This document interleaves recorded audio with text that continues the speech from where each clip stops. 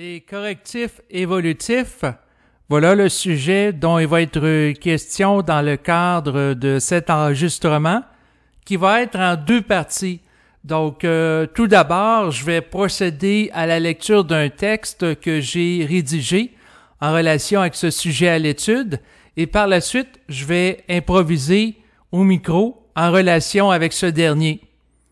Donc, je commence par la lecture du texte.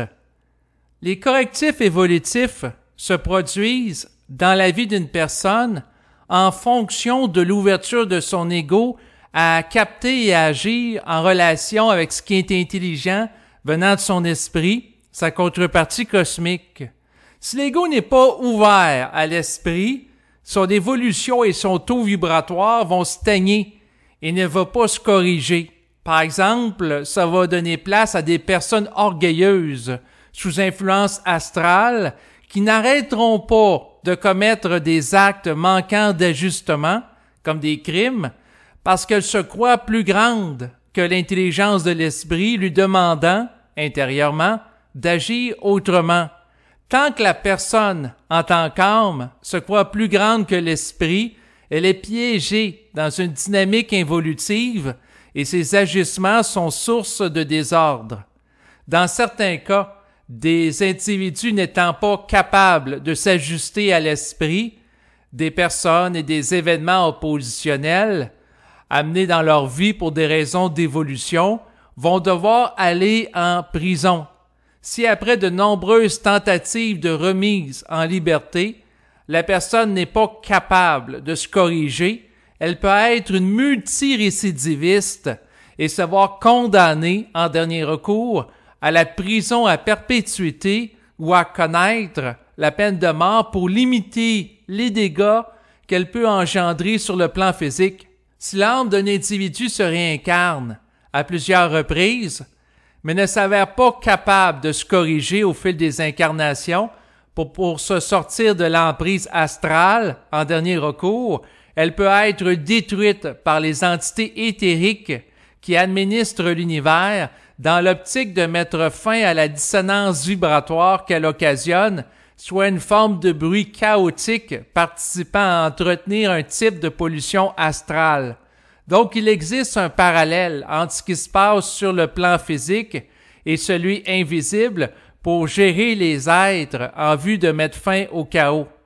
Le correctif évolutif concerne les êtres issus de l'involution qui doivent passer de l'inconscience à la conscience. Lorsque l'individu a intégré la conscience créative de son esprit et qu'il a rehaussé son taux vibratoire pour l'égaliser, il n'a plus besoin d'être ajusté par lui pour élever son taux vibratoire et il ne connaît plus de dualité avec ce dernier en étant unifié à lui en égalisant son taux vibratoire.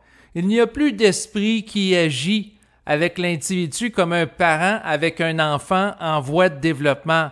Il reste seulement un être mature qui ne peut plus se concevoir comme un enfant d'un Dieu ayant une autorité au-dessus de lui le dépassant en intelligence, faculté psychique et sur le plan vibratoire. L'esprit n'a plus d'ascendance sur cet individu et ne peut plus le représenter comme un Dieu tout-puissant. Rendu à ce stade de développement, la période de l'existence de l'individu où il est initié à agir de manière nouvelle en relation avec l'intégration dans sa vie d'une vibration porteuse de correctifs évolutifs, prend fin. Son initiation s'avère alors terminée. Il est devenu un nouvel être fusionné avec l'esprit et éthérique. Il s'avère alors indestructible par les êtres éthériques qui pouvaient avoir une ascendance sur sa vie. Son statut évolutif d'être immortel lui permet, maintenant, de siéger au conseil du gouvernement supramental, la régence planétaire, permettant d'interagir avec eux de manière égalitaire et de participer à l'administration des êtres mortels n'ayant pas complété leur développement et intégré les correctifs évolutifs leur permettant de passer également à la conscience éthérique et immortelle. Comme il l'a passé lui-même à travers les correctifs évolutifs, il dispose d'une expertise expérientielle utile que n'ont pas les êtres éthériques n'ayant jamais connu le processus de l'incarnation.